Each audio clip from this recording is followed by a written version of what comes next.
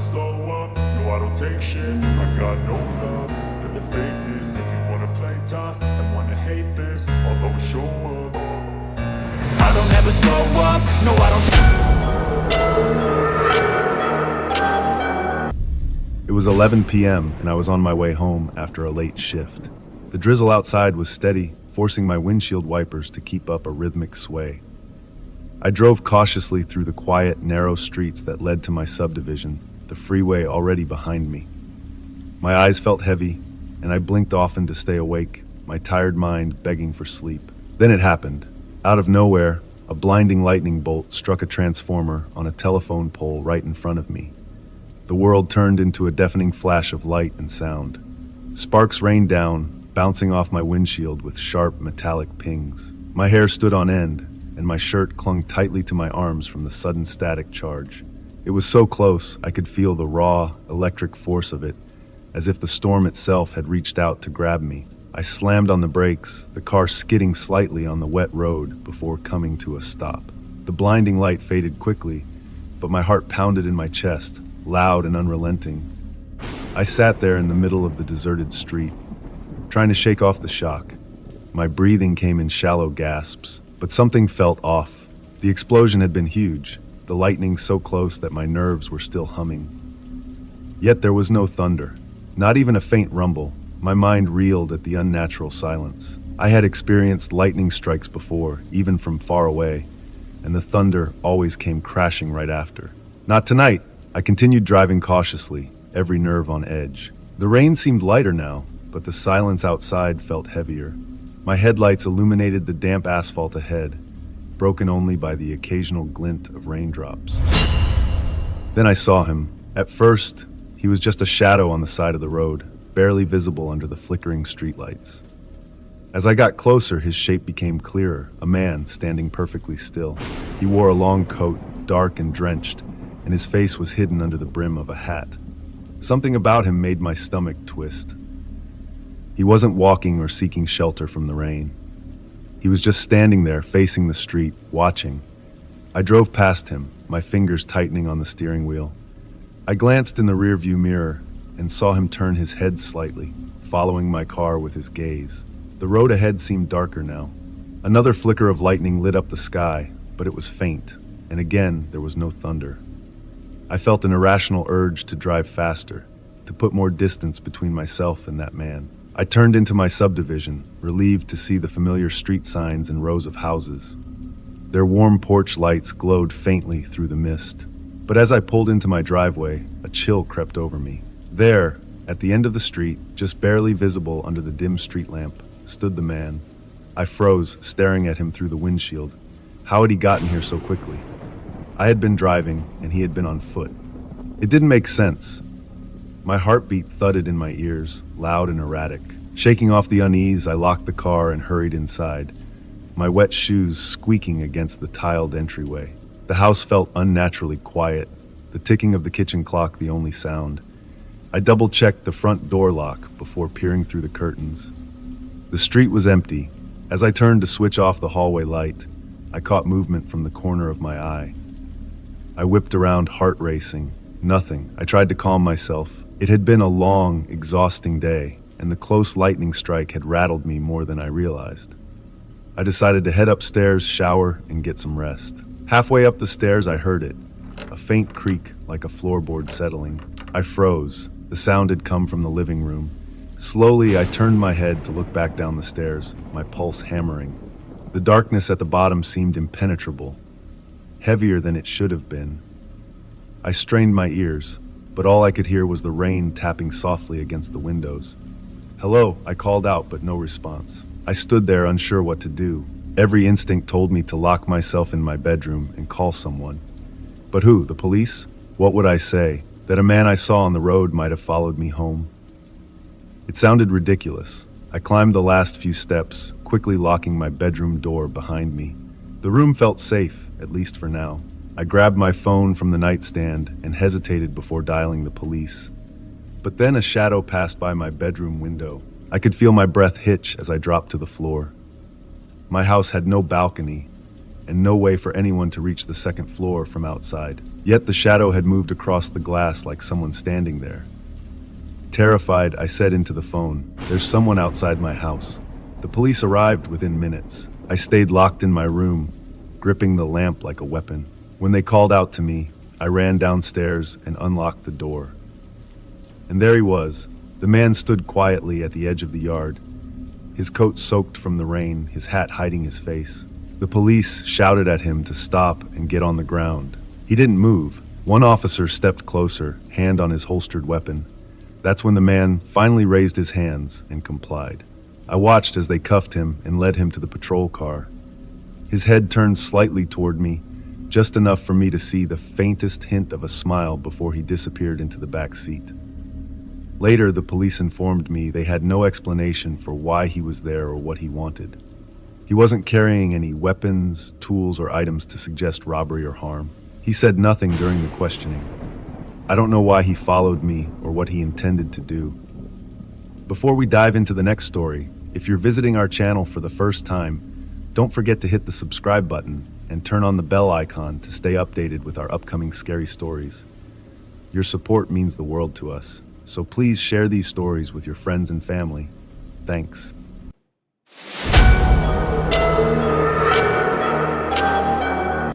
When my wife and I moved from Salinas to the Denver area, I thought I knew storms. After all, I had spent years in Florida, running through the warm afternoon rains.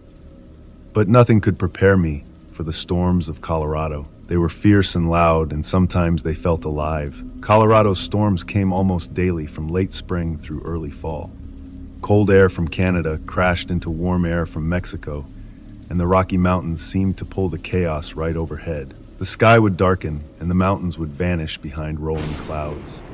Then came the thunder, the lightning, and sometimes hail the size of golf balls. Our dog, a fluffy American Eskimo named Jasper, hated those storms. Normally, he was fearless and independent, refusing to let me near him with a brush, no matter how matted his white fur became.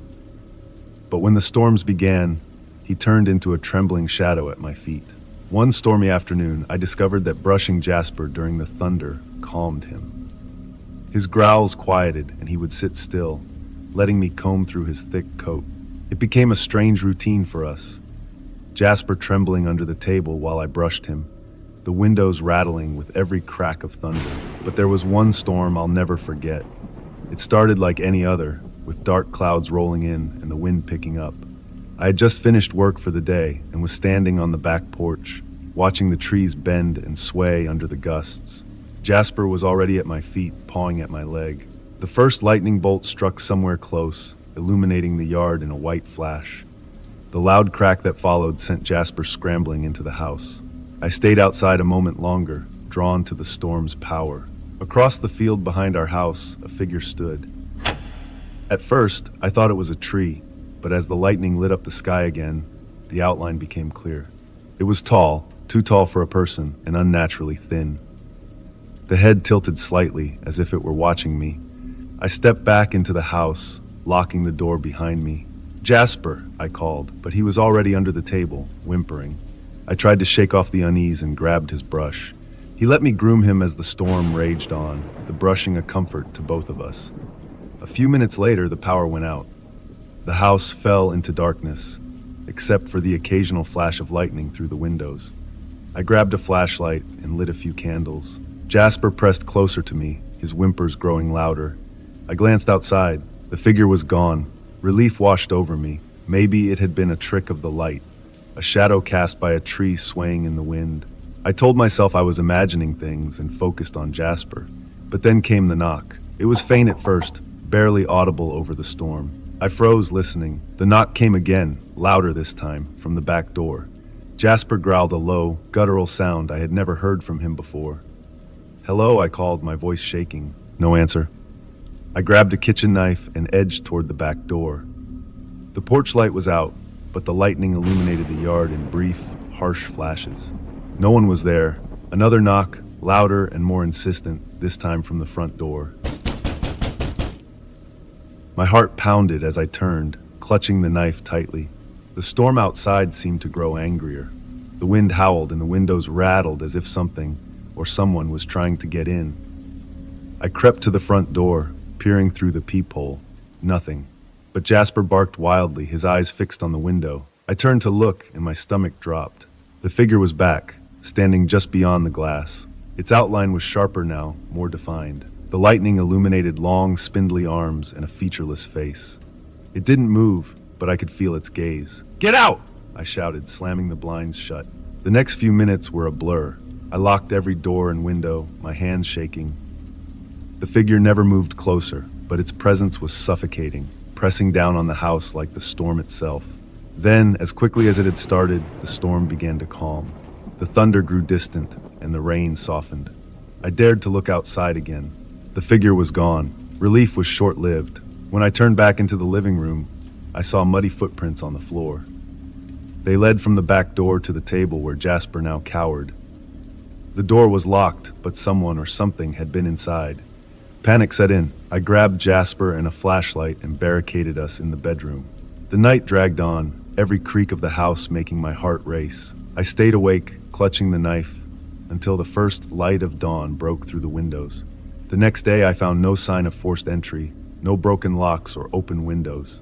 The footprints had dried, and I cleaned them up, trying to convince myself it had all been a nightmare. It wasn't the storm that scared Jasper that night.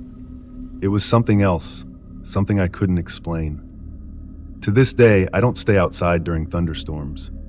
Whenever the sky darkens and the wind picks up, I make sure every door is locked. The figure hasn't returned.